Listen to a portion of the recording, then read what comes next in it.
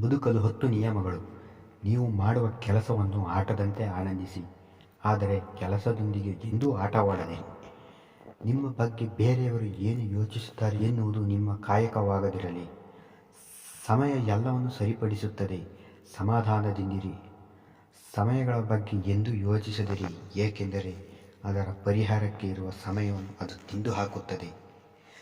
ಹಣದಿಂದ ಸಂತೋಷವನ್ನು ಕೊಂಡುಕೊಳ್ಳಲು ಸಾಧ್ಯವಿಲ್ಲ. ದುಃಖವಾದಾಗ ಬೆನ್ಸ್ ಕಾರಲ್ಲಿ ಕೂತ್ಕೊಳ್ಳಬಹುದು ಅಷ್ಟೇ. ಸೋಲಿನಲ್ಲೇ ಸಾಧನೆಯು ಆರಂಭವಾಗುವುದು.